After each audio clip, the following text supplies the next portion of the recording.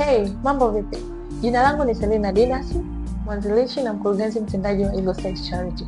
Kuelekea tarehe 12 mwezi wa 4 mwaka 2026 ni siku ya maadhimisho ya kitaifa kuhusu mtoto anayeishi mtaani na kufanya kazi mtaani.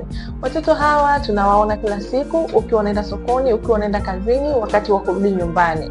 Sasa niko hapa na mdau, atajitambulisha, lakini pia atakwenda kuelezea ni changamoto gani watoto hawa wanakutana nazo wakiwa mtaani na nini kifanyike ili kuweza kupunguza ongezeko la watoto wanaoishi mtaani na kufanya kazi mtaani. Kumbuka tu, mtaani sio nyumbani. Karibu uungane pamoja nami katika kupata 1, 2, 3 ambazo zitaweza kutusaidia.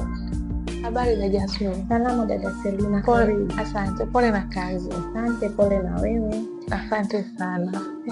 Kwa kufikiria, ni ukatili upi ambao watoto wanakutana nao wakiwa mtaani? Watoto wa mtaani wanakutana na changamoto nyingi mno ambazo zinawapelekea kwenda huko mtaani.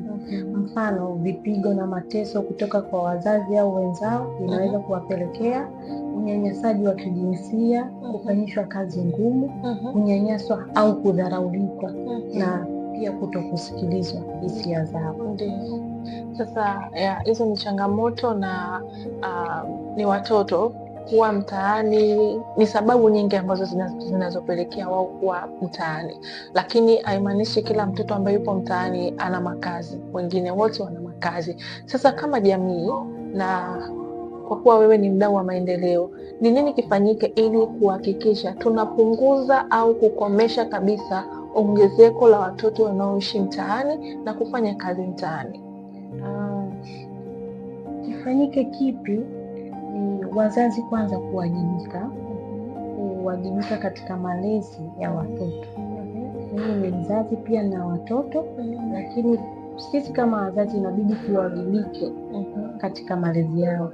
Pia kupinga ule ukatili, kwa sababu wewe ni mzazi nyumbani na hata njiani ni mzazi. Unapokutana na vitendo vya ukatili, hasa kwa hao watoto wa mtaani, inabidi uwe mdau pale, usimame pia kama mzazi kupinga kile kitendo.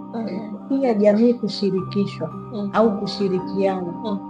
Ya vipi kuhusiana na ili wale watu wanaotoa msaada kwa kuwapatia chakula au pesa watoto wanaoishi mtaani kisha kuwaacha pale baada ya kutoa hiyo msaada?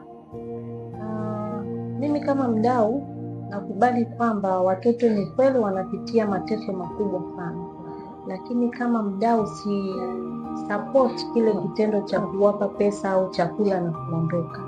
Mimi ushauri wangu ni kwamba ni vizuri ukitoa msaada, lakini kwa sababu sasa hivi tunapinga hicho kitendo, inabidi kwanza tutoe elimu, lakini sisi kama wadau tuweze kupata ile nafasi pia ya kushirikiana na jamii au na serikali katika kuwakinga. Tunawakinga vipi?